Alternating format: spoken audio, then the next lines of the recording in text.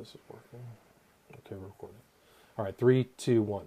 Hi, this is William Ramsey. Welcome to William Ramsey Investigates. On tonight's show, I have a very special guest, a returning guest. We had talked last year, May 2018, about his book titled Behind the Wall of Illusion, The Religious, Occult, and Esoteric World of the Beatles. He is an author. His name is Sean MacLeod, and he is coming to us from Ireland. But tonight we're going to talk about a book he wrote on a very important figure in American music, really world music, Phil Spector. And the title of his book is Phil Spector, Sound of the 60s. So, Sean, are you there? Yeah, I'm awesome. Here. Awesome. William. Hi. Thanks for agreeing to the interview.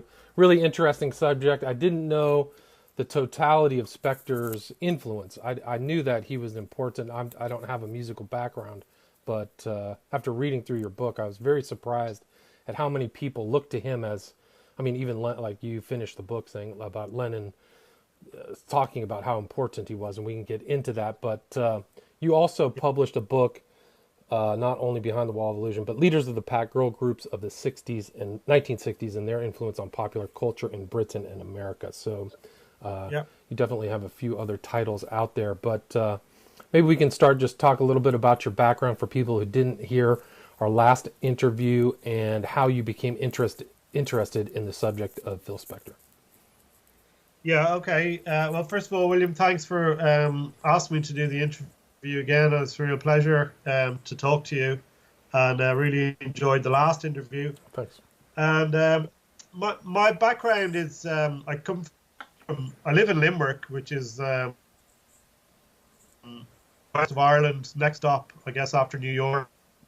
If you're flying to Ireland, you'll probably hit Shannon Airport, which is just down the road from me here. So if you leave JFK or wherever, you'll arrive in Shannon Airport. I think it's the next stop over the Atlantic. So that's where I live now, and I teach in the college here, the senior college in Limerick, or College of Further Education. I teach music and media, film and journalism. I'm also currently doing a PhD in the university, so I'm in my second year of that, and that's music related too. Yeah, so as I said, I live in Limerick, which is on the west of the country, but I grew up in Dublin, which is on the east, and it's a lot more, obviously it's a capital city, but a lot more influenced, I think, there's a lot more influence from Britain and kind of the kind of anglicized part of the country. So, my upbringing in Dublin was a lot more nearly British and American than it was Irish in a way. Interesting. So, yeah. If I had grown up in the countryside, I might not have been so familiar with popular music to the extent I am, having grown up in Dublin. And your interest in music started from an early age, correct? Yeah, since I was kind of just 7 or 8 years of age, and then around 11, I heard a Beatles song, and suddenly it was just okay. That was kind of what I was interested in then, really, from. The rest of my life was music and playing music and reading about it and studying it, and yeah. So of course it led me into other things because of literature, and from literature into philosophy, but I think the root of it all was music, really. Yeah. Gotcha. And so then you probably knew about Phil Spector and his influence on 60s groups and music. No, not really. I think funnily enough, we don't. A lot of people wouldn't really know Phil Spector so well this side of the pond, I suppose. And it's I think in America he's still, just from looking into his life and into basically researching this book. Yeah, I did kind of feel. Still a huge interest in Spector in America, more so than I think there is probably in Britain and Ireland and possibly Europe. Because I'll mention Spector to people. When I was writing the book, for example, people would ask me who Phil Spector was, and they knew the songs okay, but they're not really too familiar with who he is. But so I did know Spector. Yeah, I knew who he was, and of course when I went and I did the girl groups book, like I knew of Spector through his connections with the Beatles, and I knew about the girl group stuff, and then I kind of learned a lot more in relation to him, and just his personality. I would have known stuff. Friends of mine would have been interested in him, and I would have heard stories about kind of crazy carry on. But yeah, it wasn't until I really did the girl groups books that I really got to know him a little bit better. And to be honest, William, when I finished the girl group book, because there's a chapter in Spector on the girl groups, because he obviously was a big area of his career working with the girl groups, the Ronettes and the Crystals and Darlene Love and people like that. That I wasn't, when Roman and Littlefield asked me to do this book in Spector, I kind of felt I had covered what I wanted to cover on him, but I kind of obliged to do it. I obliged them by doing it. I guess that's the right way of saying that. And I kind of thought, well, yeah, there's a little bit more I could kind of approach. There's an angle I can approach this from that hadn't been in the other books that I'd read on Spector for the girl group book, if that makes sense. Gotcha. And but the more I read, the more I went into him specifically, and not just his relationship to the girl groups. I was really surprised myself again, because you think, he's got this. I suppose his major period is from around 61 with the Crystals up to 63 or 4 with the Ronettes, and then he kind of disappears, and then he comes back with You've Got That Love and Feeling, and then the River Deep Mountain High with Tina Turner and that. And then, of course, goes into the relationship with the Beatles and the Let It Be stuff, and then the Lennon albums and the George Harrison albums, etc. But prior to his work with the girl groups, he has a huge back catalogue of stuff that I wasn't really that familiar with. And some of it's not amazing.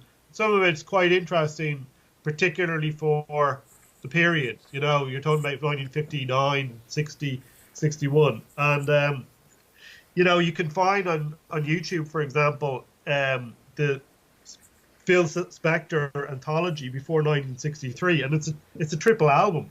Right, significant too. And he was he started out as a musician, but really kind of came into his own as a arranger producer. Would you agree with that? Yeah, so he starts off as a jazz musician, and I think this is the kind of interesting thing maybe about Spector, is he starts off as this jazz musician as a young kid, and he seems to. I mean, you'll come across people who worked with him, for example, Lieber and Stuller and various other producers like that, who kind of play down his genius or his importance or whatever, and see him more as just a publicity man and somebody who could put a spin on things. And then, of course, there's others who think he was, the greatest, basically, American pop producer, composer, musician. Right. And so you have these very extreme camps. One, people who just don't rate him at all, and others who just think he's never been bettered. But he has an impressive musical legacy that would discount saying that he was merely a kind of used car salesman of music. I mean, some of these songs are still played. I think in your book you mentioned that You've Lost That Love and Feeling is one of the most played songs on the radios to this day. Yeah, sure. And but then you have people like George Harrison and Spector Spector produced three records by Harrison. All Things Must Pass, and the two after that, Dark Horse maybe. But anyway, Harrison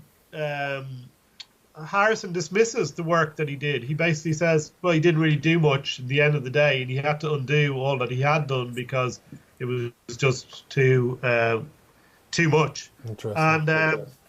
And Lennon, of course, kind of says a similar thing. So it's kind of really hard to know. Do you know what I mean? It's kind of hard to know. I mean, you can kind of hear with Spector's girl group stuff that, you know, it really, for me, I mean, I love that music, and I think he does an amazing. I mean, they're amazing records. Right. I mean, what is it? Be My Baby, Then He Kissed Me. Those are incredible tunes. Yeah, and if you can think, I suppose, back to that time, you know, how the production, you know, the ability to produce the music was probably not so as easy as it is today. Rudimentary, you know? Right? Yeah, rudimentary. Rudimentary, yeah. And so possibly from that point of view, he managed to get these really amazing sounds.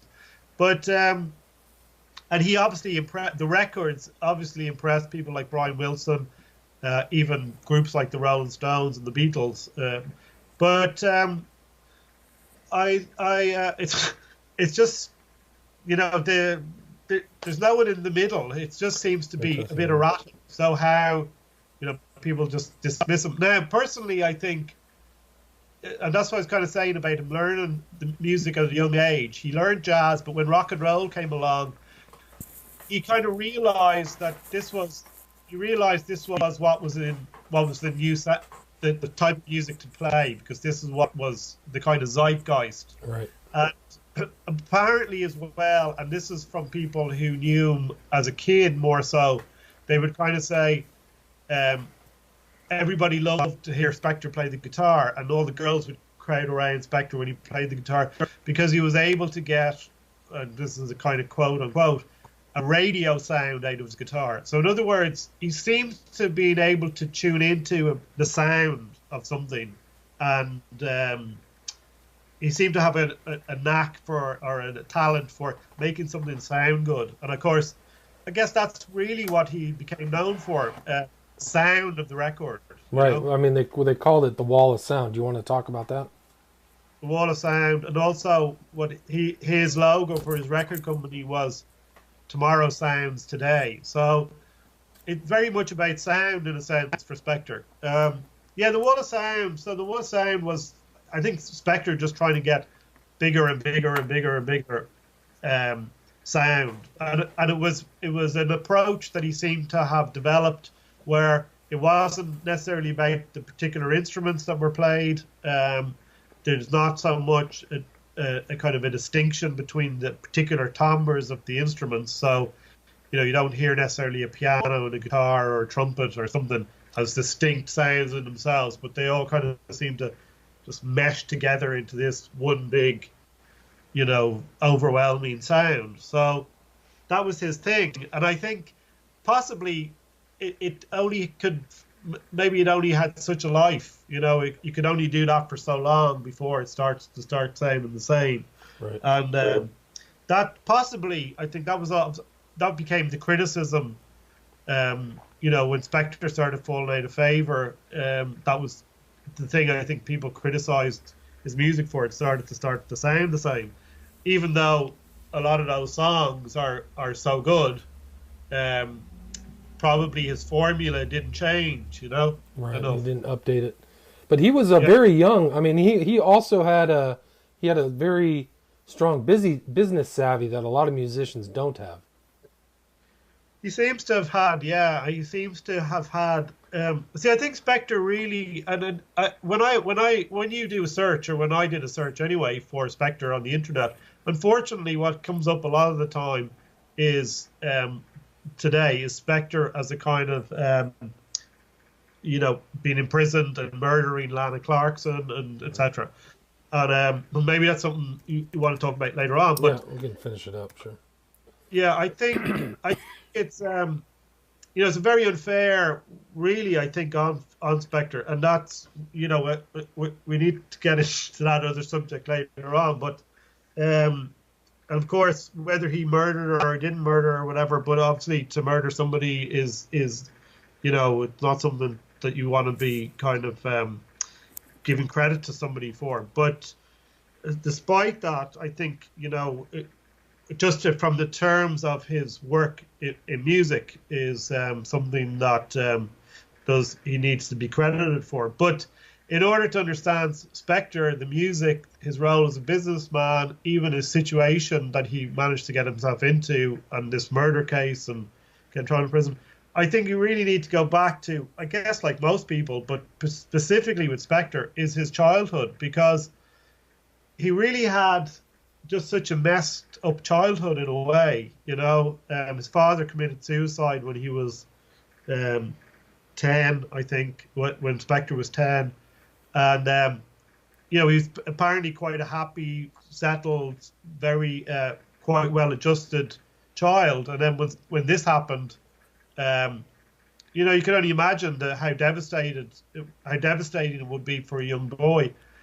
Plus, it probably triggered off what was an underlying kind of, you know, mental disorder that seemed to kind of somewhat be there in his mother's side of the family anyway, and it's kind of neurosis. His sister ended up, I think, in kind of you know, with mental problems and that kind of thing. So I think, you know, this predisposition possibly towards that, his father killing himself, you know, he didn't just die, he committed suicide, and obviously had a huge impact on him. And so in a way, again, he was kind of left, you know, he was left at a very young age, also with this responsibility, I think, of kind of having to fill in his father's shoes, be the kind of the man of the house kind of thing. So I think it very, very, and then his mother moved from New York, and so he ends up in this alien environment in Los Angeles. Right. So he's also kind of taken out of his environment, you know, the environment that he was kind of used to a certain extent. Right. Which when he went to high school, he was kind of right in the middle of everything. Their famous recording studio, Sunset Boulevard, Hollywood's right there. I mean, it was Fairfax and Beverly, I think, where he went to high school. Yeah. So he was immersed in this environment, musical West Coast musical environment. Yeah, well, again, it was just kind of beginning to. I think it was just kind of beginning as well when he was a teenager. So, and in a way, there's, I suppose, a certain amount of that kind of, you know, he was kind of in the right place at the right time in that sense, because the teenager was just beginning to have a voice. Kind of an Elvis, just 1956, so Spector would have been about 16. He's already kind of, you know, he's learned his trade as a musician. He's been playing the guitar for 4 or 5 years. He's obviously got a talent for it. He's got an ear for how something should sound. And so when he goes into the studio for the first time and he just manages to write a song, the kind of song that the Teddy Bears did, To Know Him Is to Love Him, which seems to have been something that came to him one night when he was asleep, and it was about his father and things like that. So that's kind of interesting in itself. But that kind of sparks off his career. He has a big hit with that, mainly because the record companies around that area, as you mentioned, there was a few small record companies who were trying to kind of get into the rock and roll scene and into the teenage scene. And Spector came along with his group, which was, you know, a couple of teenagers and a teenage girl, and they had this song. And the song, just the record company that signed them kind of knew a few people, like Dick Clark and stuff like that, and so it got played, you know, on the American Bandstand, and that's just kind of catapulted it into kind of national success, really. So he was kind of in the right place at the right time, I think. He didn't have any success then with that band after that. He couldn't write another song for a long time, and he seemed to have to kind of collaborate with other people. And so in that sense, I think Spector is less so kind of a musician in his own right, but he seems to have been somebody who needed to collaborate with, and somebody who I think people found him to be a good collaborator, and they would, it was a kind of a chemistry there for certain groups of people with Right, and Spector. you had written something interesting in the book. You had a quote from Spector, like he didn't necessarily think he was collaborating with the musicians. And I quote, he said, Spector said, "When you see a Stanley Kubrick movie, you tell me how many times you immediately remember the cast. One, two. It's the same with Fellini, and that's what I wanted to do when I directed a recording. Singers are instruments; they are tools to be worked with." So, you kind of had this. He was the orchestral guider or whatever. Through his career, his multi-decade career, it seemed like he wanted to be the person behind the scene, pulling the strings. Yeah, well, that was, I think, in Spector's head. That's he kind of thought he was, you know, he was doing everything. He was, the Fellini, the Kubrick, the Mozart, the Beethoven. These are all The names. Wagner, yeah, he was influenced by Wagner too. Yeah. Yeah, so he puts himself into very grand company there, like so. Um, so I think he liked to think of himself in this sense, but yeah, but I mean the Ronettes are not the Ronettes without Ronnie Spector's voice, or the Crystals are not the Crystals without the Crystals' voices, or True. Darlene Love, or he couldn't have produced the Lennon records without Lennon's songwriting. And then also, a lot of the songs that he uses are not his songs. He might have helped on writing them, and he might have helped shape them, which seems to have been the case a lot of the time. But say Barry and Greenwich, or Violent Man, or Goffin and King, he needed these people as well. Probably, Right. maybe in some ways as much as they kind of needed him to be able to see the potential in their songs and know how to make them into really good records. Right. Just incidentally, you mentioned Lennon. It was Spector who produced one of Lennon's probably his most famous song, "Imagine." So whenever you hear that on the radio, it was produced in '71 with Spector. Yeah. So again, it's hard to know how much Spector was involved in that, but I think, the strings, and he kind of made it. He kind of gave it a more commercial feel. I think that's, as Lennon said, it was plastic Gona band with chocolate on top. Maybe he was quite good like that. He could hear the sound. He could hear the sound of what would sell, and in that sense, back to that question, not what you said earlier about him being a businessman. I think that's what I was kind of trying to say earlier about trying to understand his childhood, because all these insecurities, he seemed to have all these insecurities. So I think, as a businessman, I think he had to really try to prove to himself, and also obviously to other people, that he was competent, and he was capable, and he was in charge, and he was in control, and he could do these things. So, right. And you had written in your book that the mom saw him after the dad died as the kind of breadwinner, like she was preparing him to be more business savvy. I think that came through. And also, he wasn't super athletic, and he was maybe a smaller person. So this was kind of where he expressed himself, was being the big time producer. Yeah, so I think, he seemed to, instead of being maybe a great businessman with great business acumen, I think he just had this incredible, probably, need to succeed and to be in control, and just to kind of not, maybe he just kind of much a bigger ego than he did have business acumen, and he was able, he just needed to prove himself, maybe I don't know a huge amount about business in a sense, but I mean, maybe that's just what you need to do that. But yeah, he definitely had the confidence, or the drive to be in control. I think he just had that drive to want to be in control of everything, and that meant his record company, his songs, his what he released, what he didn't release, who he gave the stuff to, whether he had to um, you know, kind of put, pay for publicity and stuff, which is something he didn't like to do for his songs.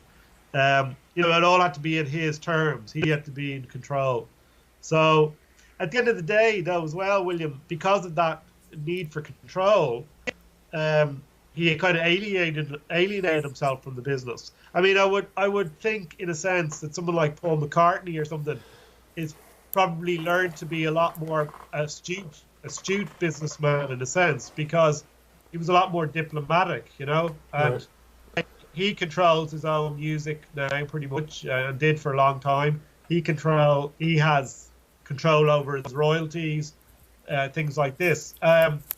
So I think Spector alienated himself in a way, in a sense. You know, he's too much of a control freak and also a perfectionist. Like, apparently he would just walk on other people's toes. He wanted to get done his way. Yeah.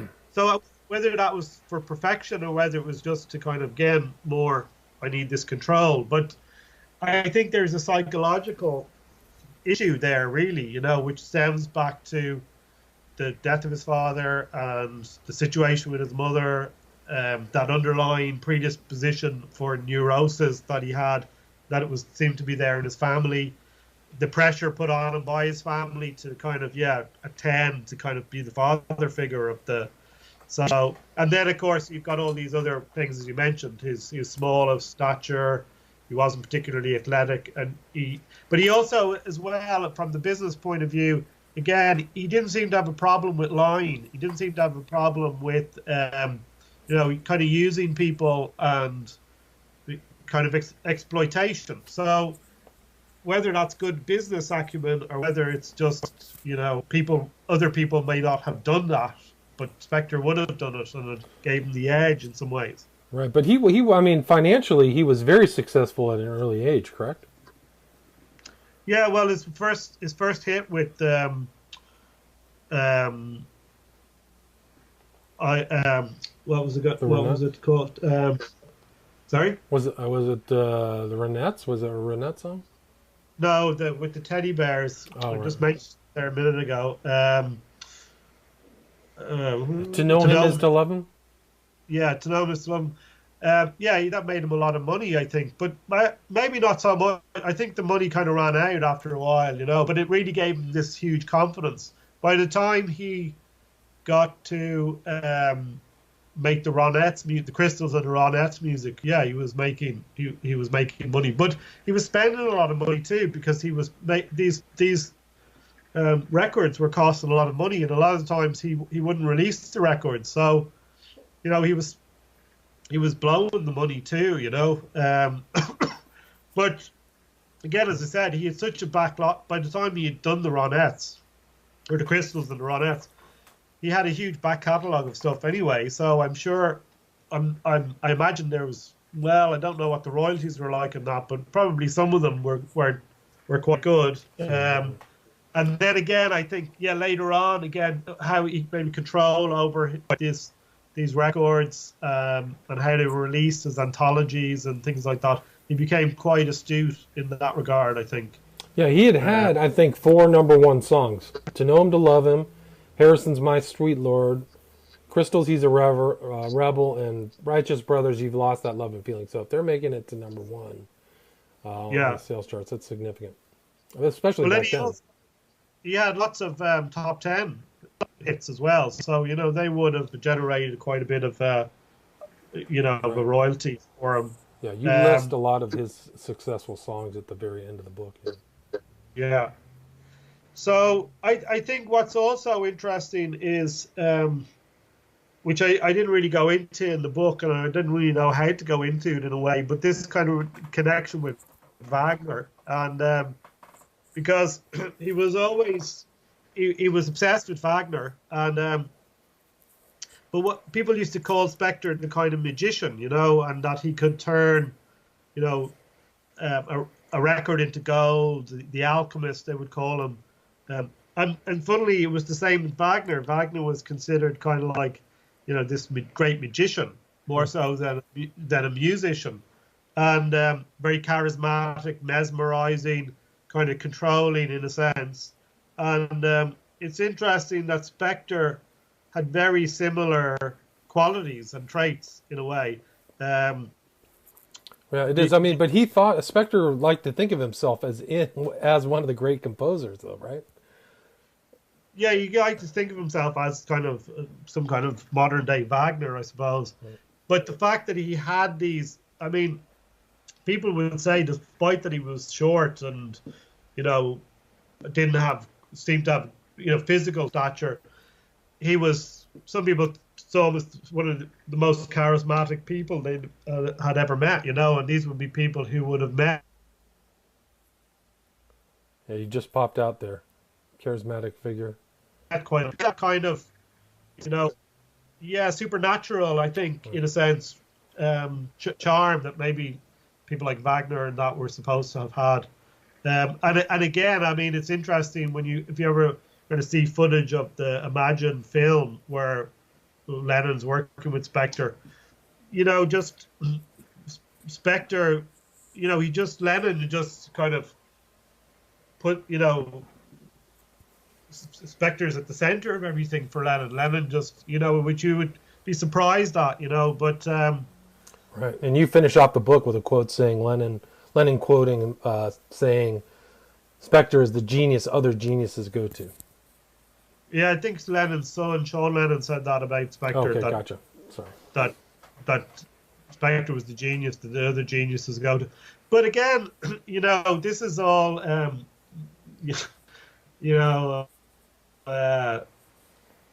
that's John Lennon's son saying that. So I presume he's going to think of his father as a genius, and then makes it very nice to think that Spector is the Associated. It's all a little bit kind of insular, that kind of world. But I think mostly, just like the Beatles, as individuals, were they geniuses? I don't know. I think they were very talented, but in the 60s and as that group, did something work through them that was tremendously powerful, a kind of a zeitgeist, right. And I think, it did. Yeah, I agree. Probably not so much of their own conscious creation, but they became conduits really, and I think they started to become a little bit more conscious of what was working through them and tried to kind of harness it a bit more consciously by the end of their career. And I think Spector and I think that's there's a chapter in there between Elvis and the Beatles. I think Spector, in a sense, was a kind of a zeitgeist figure as well. He seemed to just channel something between that period of Elvis and the Beatles that was, you gave pop music a kind of, gave it the life in a sense. It gave it a direction until the Beatles and the British invasion came. It kept it alive, right, in a way. I think Lennon said of Spector, he kept rock and roll alive while Elvis was in the army. So it went Elvis, Spector, Beatles. But I think there were similar things. I'm glad you brought up the Beatles because there's a very strong similar theme between both books in the whole teenage, the ability of these musicians to kind of capture the zeitgeist in the teenage groups, on both sides of the Atlantic. Yeah, so I do kind of think, the more I kind of look into this period, that after World War II, you get this total shift in consciousness, really, and it very much is taken up by the younger generation, and so it's suddenly you've got the teenager, and suddenly you've kind of greater sense of freedom, and suddenly you've got a greater sense of, the individual, in a sense, the notion that people can go and do and whatever they wish to do, in a sense, because the technology is there to do that, the communication systems are there to do that, the awareness of I can do this is there. And I think clearly Elvis, the Beatles, all these became, kind of very self-aware young people. They were very self-aware young people, aware that they could, write songs and that they could break out of the the constraints of their socio-economic conditions or whatever. And they started to become aware that the world was, they could explore the world and they could get things in the world that I think prior to the war would have been kind of out of the reach of a lot of particularly young people and particularly people from the social economic backgrounds that they would have been from. They would have probably, if definitely in Britain, gone down the mine and just worked in the mine or worked on the boats or this kind of thing. And I think the Beatles, Elvis, and to some extent Spector in the background there, made it people aware that they could do these things as well. And suddenly you just had, you didn't have rock and roll groups in Liverpool or in much of England, definitely pretty much not in Ireland. I don't think so much in the States either, where people were forming rock and roll bands and expressing themselves, writing songs, going off and playing gigs and traveling up and down the country or going abroad or, making a living out of doing that. But after the war, after the 60s, pretty much everybody was, had a guitar and was forming a band, and some of them did it for fun and some of them did it, they got so far with it and then they had to kind of give up, or others continued to do it and became very successful, and others, do it on a not such a successful level, but they still seem to make a livelihood out of it. But they write their own material. Do you know what I mean? They're expressing their own ideas and feelings, etc. So they're becoming more aware of who they are, and this, I think, would have been kind of impossible for younger people to have done prior to that period. That period, right? Well, right after.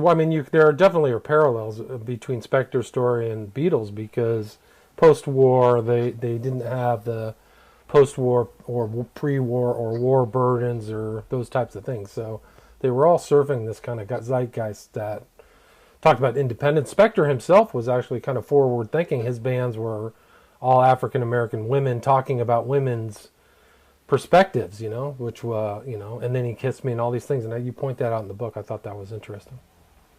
Yeah, so I think, again, Spector, as you said, he had his pulse on what was happening at the time and related to the teenager, to young people, and also to kind of African Americans. And whether it was all promotional stuff or not, it's hard. Some people will say, well, he's just selling that was his story. But I do think he was, to some extent, and whether he was or he wasn't, the fact that he made those records with these young people singing about young people's concerns, whether they were just about having fun, or whether it was, and a lot of Spector's those songs are, Be My Baby is about sexual impulses and urges. It's not just a love song. There's something deeper there.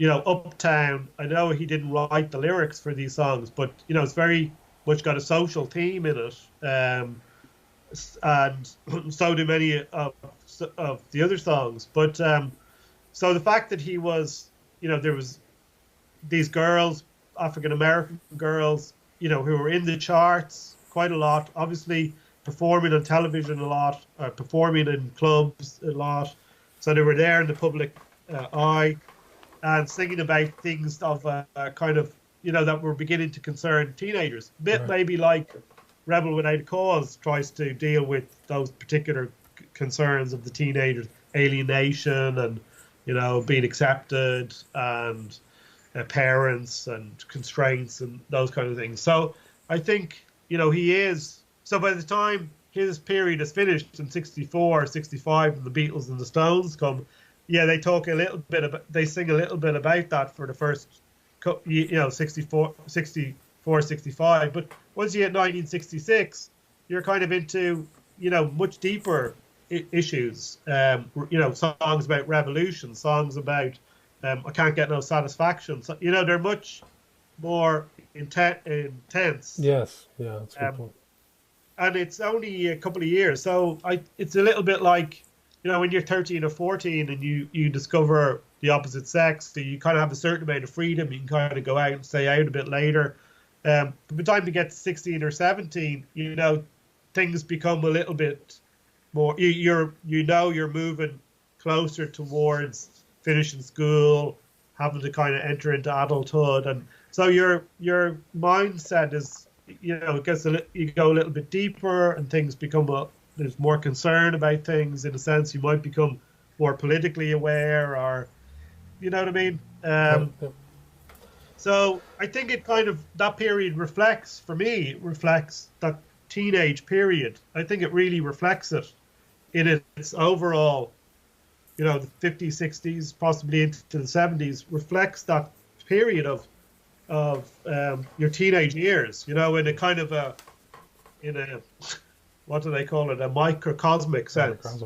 Yeah, people are still referencing those too, though. The Ronettes are still played all the time, Beatles, a lot of these, Spector influenced the Beach Boys sound and themes, right? The themes of the Beach Boys. I thought you wrote, I recollect you wrote in the book that Spector's approach and style influenced the Beach Boys and Brian Wilson. Yeah, so all those kind of themes. Yeah, and then of course the next generation of because again, when you think about, then you go into the 70s, so the 60s kind of finishes up, and there seemed to be a sense that the great utopian vision that was there for the 60s, the peace, love kind of movement, kind of, decayed very rapidly by the end of, by 69, really. Right. Well, it's interesting you mentioned that, because I think in the book you talk about one of Spector's competitors / antagonist, Melcher, was the target of the Manson family in 69. And so that was interesting. And there was some kind of connection between Manson and Melcher too. Yeah, that's a strange connection, all right. Yeah, I looked into that, but I never, it'd be very interesting to look deeper into that relationship between. I did it. It was because Manson was friends with, I think, one of the Wilson brothers, and that brother was friends with Melcher, and Melcher was the guy who gave Manson, a chance to make a record, and some of that stuff was recorded, and so Manson was around there, definitely. So yeah, but it's deeper than that, William, because Manson, he knew Dennis Wilson. Dennis Wilson, thanks. That's right, yeah, and then there was the Melcher connection, but Terry Melcher was living in the house. If I can get this right now, he was living in the house where the murders. Hang on a sec. So it was Doris Day's house. Right. That was his mom. That was Melcher's mom. That's Melcher's mom, and Melcher was told to leave the house. Apparently, it's been a while since I looked into this now, but so just this connection between Melcher and the house in which Sharon Tate and those were murdered. Okay, so, and then there's the whole Laurel Canyon crowd, and then there's the whole this whole connection between what are called the Young Turks, and you've got people like Jack Nicholson. Yep. You've got Mamas and Papas. Mamas and Papas. You've got Melchard's in the middle of that. You've got, I think, David Crosby from the Byrds. Right. Yep. Do you know that Mamas and Papas, it was Phillips and then Mama Cass, I forgot her name, but they were both listed on according to Dave McGowan, they were listed on as character witnesses for the trials. They were never called to the jury. To the stand, but they were listed as people who knew Manson. So that he's wrapped up. That's deep Laurel Canyon stuff. Yeah, well, also I think Terry Melcher, and even Paul McCartney though, was Terry Melcher, I think, with John Phillips. Is that right? Yes, and Manson, where they were at the Monterey Pop Festival and they were going around handing out LSDs. So seemingly this is from what I've read. and so this whole conspiracy about the LSD thing, to try and undermine this kind of counterculture that was happening. This I'm not sure how familiar you are with it, with the CIA and the war, Oh, right. Yeah. drugs and war against the masses. Absolutely. This, Very, very acid dreams and these books. So Brotherhood of Brotherhood of Love or whatever it was the CIA front distributing massive amounts of hits of LSD. yeah, and was Sharon Tate not also connected to Anton LaVey's Church of Satan, and she was part of this wicked witch group? Yes. I think Eye of the Beholder was the film she was in, where she was wearing all kinds of, it was basically an occult themed film. And don't get me started with Roman Polanski. These guys are all deep. I mean, yeah. So I mean, Spector's probably just right around all of this stuff. Well, it's kind of hard to know. I mean, because I think Spector, yeah, I mean, he seems to have been isolated in a way, maybe because he did it himself. He goes into seclusion for a long time.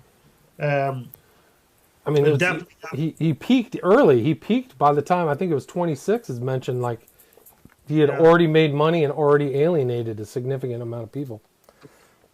Yeah, well, that's interesting again, because in the Beatles book, I talk about this 27 thing. So Spector's coming into his 27th year. And it seems to be a time where if you don't kind of rejuvenate or move on, you just kind of, basically that's it. Your creative powers, your creative juices just burn out. So it's a bit of a challenging time, I think, for everybody, that 27 period, which is why possibly as well the connection with rock stars who kind of burn out physically, actually physically burn out, and they die at 27. But I think creatively, and it's interesting because with the Beatles, I think in Lennon at 27, he kind of loses his ego.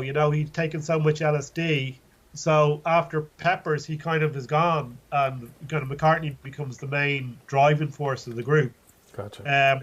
So there's a kind of a 27 period there for Lennon in a way, and it takes him a long time to kind of really get himself back. Even though he's making records, I think by 75 he's just given up, and I think he seems to have had an experience, Lennon, by just around 1980. He was in on a boat. He had a boat, and there was a huge storm, and he had to take kind of control of it in the boat, or else they were all that was the end of them all. So I think after that experience, it gave him the kind of confidence, in a sense, to take control of his life again.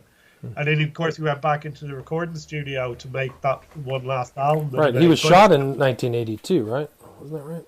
1980. So right. He just kind of gets his life back together in a way. His, particularly his creative life. Right. And he's gotten rid of. But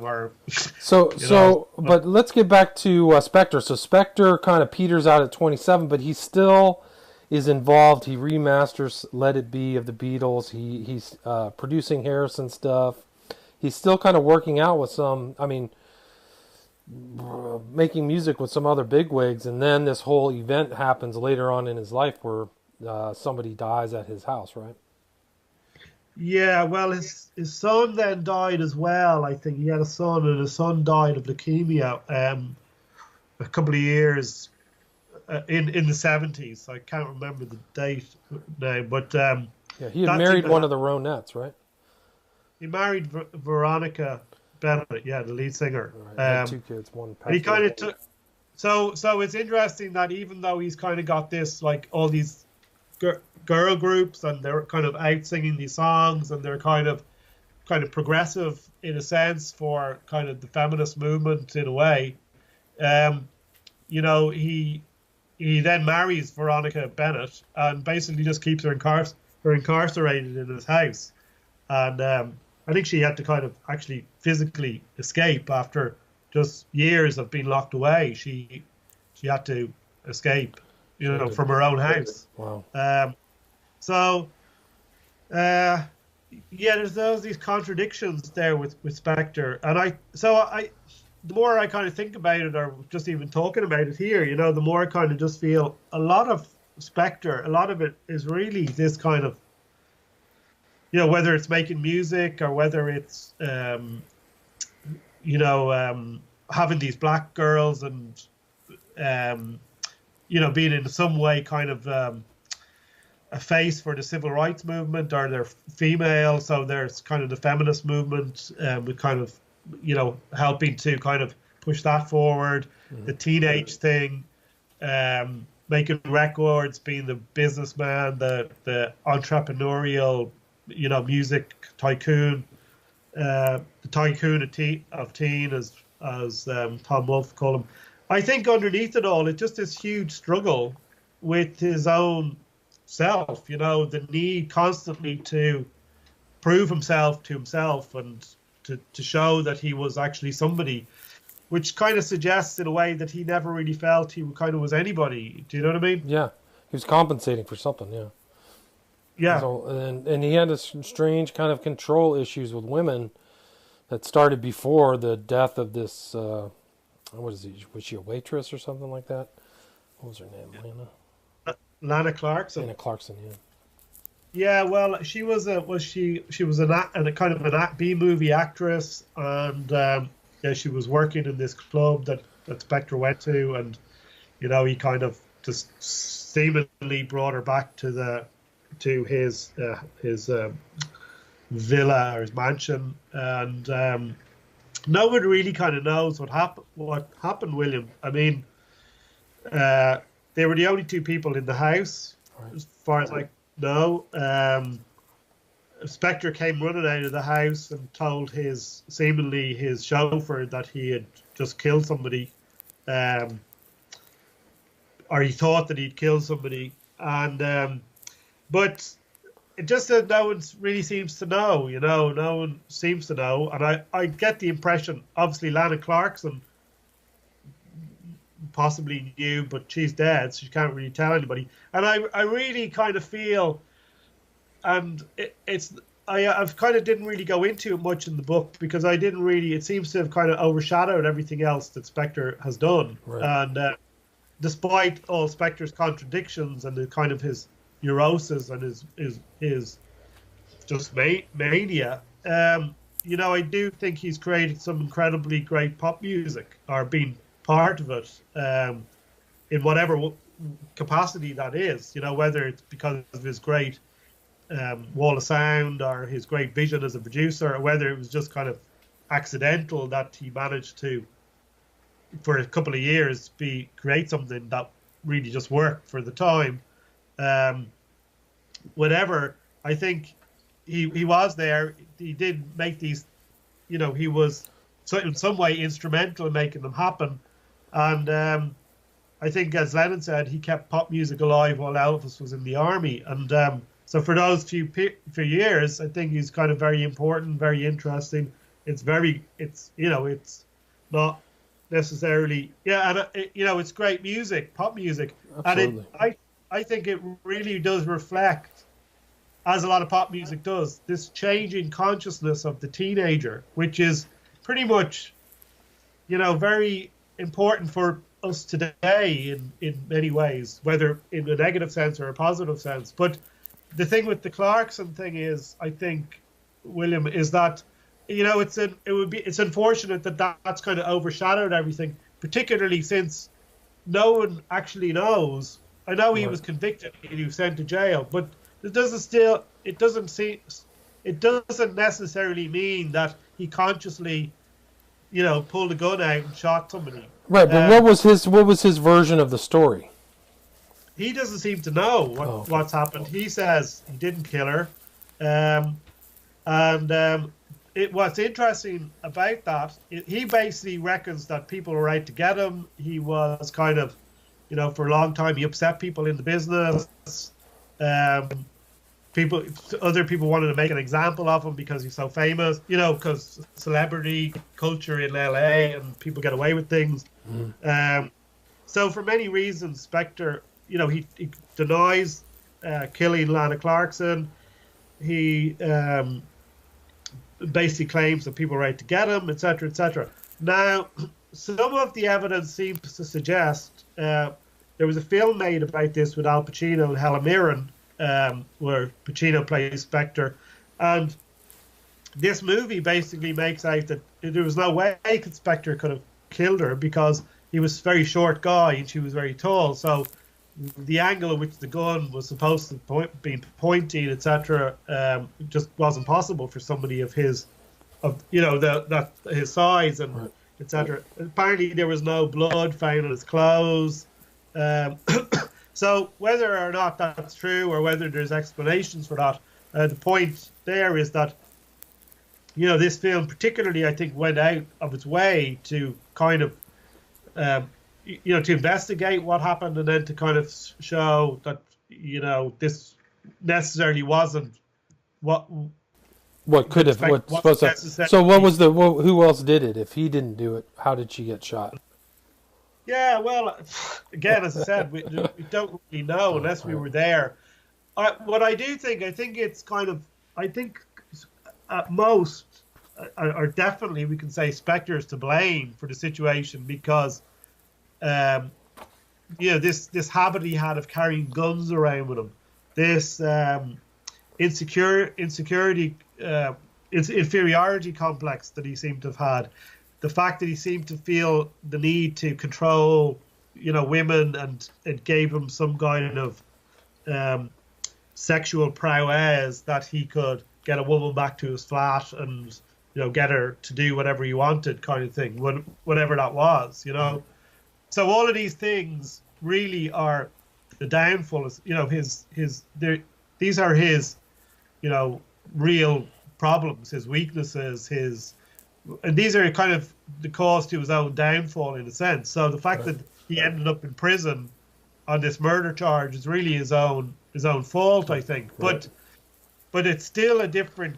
The fact that whether he did kill her or not, I mean, there's no one now. There's no witnesses. No witnesses, right? Just his denial, right? But they still brought charges against him, and they stuck. I guess the jury said convict. He's not getting out of jail while he's alive. That's for sure. Well, he did. He was. As far as I can remember now, he had two trials. The first trial he was acquitted, and then there was a second trial. And I'm sorry, William, I don't remember all the details because it's been a while since I've been involved in this particular area, with and that. But so anyway, any of your listeners can kind of, if they're interested, they can check that out. Yeah, this was the second trial, so I think he was acquitted the first time. But it's unfortunate too, because he did have a pretty legendary career, and now this is the negative bookend on that life that, this death arose out of his own personal shortcomings that had been with him for decades. So yeah, it's terrible. Yeah. And I think in that sense, I mean, in a way, okay, the lady who died, Lana Clarkson, again, that's very tragic. You can't really just kind of ignore that and just focus on, Spector did something really stupid and he really spoiled his career, because at the end of the day, this woman got killed. And we have to kind of keep that in mind at the same time. But yeah, it's really, I think Spector, it makes him kind of interesting in a way, even though I don't personally find him particularly interesting myself. I